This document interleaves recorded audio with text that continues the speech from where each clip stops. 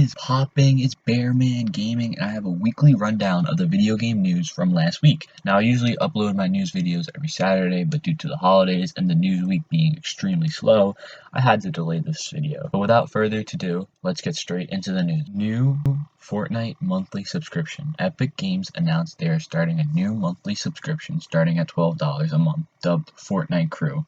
But no need to worry, Fortnite isn't becoming a pay-to-play game like World of Warcraft. Fortnite Crew will start up December 2nd, just in time for the new season, and includes the Battle Pass for the next season, Season 6, 1,000 V-Bucks per month, an exclusive Fortnite Crew skin bundle per month, which includes the skin accessories like the glider, the backpack, and the pickaxe. The skin will forever remain exclusive and never be sold in the item shop ever. From a completely honest point of view, this is actually a superb deal coming from Epic Games if you're a consistent Fortnite player. The subscription is a very good value considering the Battle Pass is usually $10 worth of V-Bucks to begin with, and the Battle Pass contains $15 worth of V-Bucks, and then the $10 worth of V-Bucks per month for 3 to 4 months, and then a free skin bundle every month adds up to way more than $12 per month, but that's just what I think.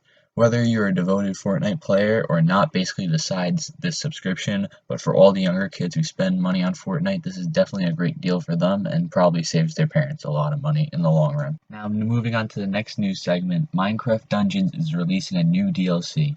Howling Peaks is just confirmed. Howling Peaks will be released on December 9th for all consoles and PC. This DLC was announced back in October, and the release date was finally confirmed via the official Minecraft website. The free update and season pass, which includes the season pass isn't free though, but the season pass includes this new DLC, and the next 4 DLCs is going to be released after the one that releases in December 5th. So basically, if you buy the season pass, you get the next 5 DLCs. The website also detailed multiple things to expect from this DLC's content package, including pictures as well. On the website, Howling Peaks is described as an action-packed, difficult journey to the mountaintop that includes new weapons, armor, and artifacts. There are also new enemies like the Squirrel, Golem, and Mounteer. At the top of the mountain is the final boss, Tempest Golem, who has been corrupted by a shard from the Orb of Dominance. So far, that is all the information we have on this new Minecraft Dungeons DLC. If there's any new information released/leaked, I'll make a new video for that. Alright, now moving on to the next topic, Rainbow Six Siege has a free next-gen upgrade. Ubisoft just announced that Rainbow Six is officially releasing on the new Xbox Series X and PlayStation 5 and will have a free next-gen upgrade to smooth the transition on December 1st. Siege will now run at 120 frames per second. That is insane, guys. Usually it only runs at like 30 frames per second on the Xbox One, but now it's moving up a whole 90 frames per second. That's crazy. And it's going to also include dynamic 4K resolution. So if you're like me, you cannot wait to get your ass handed to you in 4K. Alright, now Rockstar just announced Red Dead Online is going to be a standalone game you could purchase. So the feature will be like you go to the store and like you could just buy Red Dead Online for right now it's $5, but it's like 70% off, so it's eventually going to go back up to $20. Last Kids on Earth video game is now confirmed for spring 2021. The Last Kids on Earth is a fairly popular book series that has sold over 5 million copies and has also been a New York Times bestseller, and then garnered its own Netflix animated TV series, which already has 3 seasons released.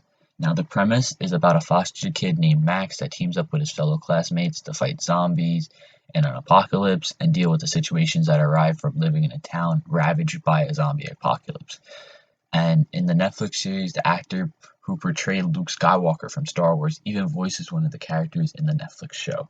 The game's official title is The Last Kids on Earth and the Staff of Doom. The game will focus on a brand new story and adventure and will not be based on any of the previous books and TV storylines. The game is playable up to 4 people and will have massive levels and fighting of hordes of zombies/monsters in a both local and online co-op.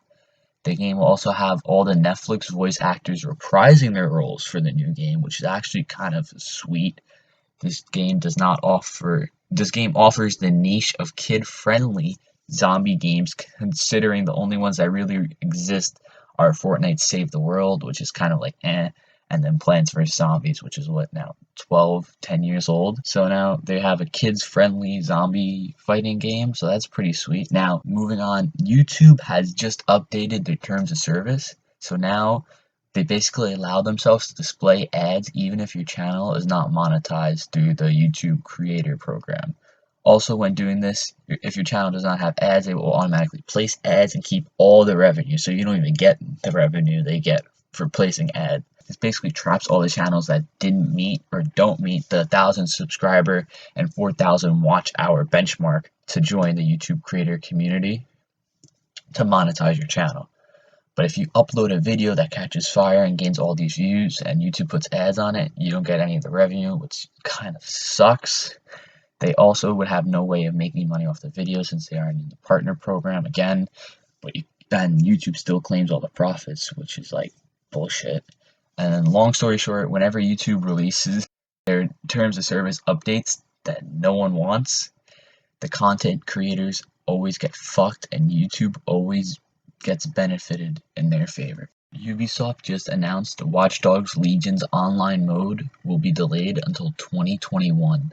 The newest installment of the Watch Dogs franchise has announced the online feature of the game is now being delayed all the way back until 2021. Ubisoft has stated the release of the online mode is being pushed back to allow the focus on fixing technical issues players have been dealing with since the launch of the game. According to IGN, later this week, Ubisoft will be releasing Update 2.2 to PC, PlayStation, Xbox, and Stadia, and it will have a manual save game button for PC now, as well as, quote, further stability improvements for Xbox One, Xbox Series X, and PlayStation 4. As a delay on Watch Dogs Legion's online mode, this decision was made to ensure the team's top priority was fixing the issues in the single player, which has been giving them more time to test the online experience to help ensure a smooth launch of the game. Basically, Ubisoft fucked up with the saving progress on Watch Dogs Legions. Now they have to spend all this time they could have spent on the online mode, on the single player saving aspect, and then the online mode's basically being pushed back. So you're basically getting punished for Ubisoft not being prepared for their new release. But I'll give them some leniency here because of the COVID pandemic. You don't know, they may be working from home while all this is happening, so they don't have the same type of equipment they usually had. So that could be the reason. So I would just cut them a little bit of slack, but not too much because it is Ubisoft and they usually fuck around. So anyway, Microsoft is now hinting at a TV app for Xbox. Phil Spencer has hinted at bringing xCloud to TVs via TV streaming sticks like Amazon Fire. It brings their the stream, you could stream all these apps on the Amazon Fire Stick. You'll be able to stream games on an Xbox streaming stick. Basically, they want to include now, instead of that, they want to include the app in the actual TV. So when you unbox the TV and put it up, and you start up the new smart TVs, they have the Netflix, Hulu, YouTube, all those apps. They want Xbox to be one of those apps as well. And it is important to know Microsoft did partner with Sony earlier this year for xCloud. There are still no details of the dynamics on how this plan will be implemented.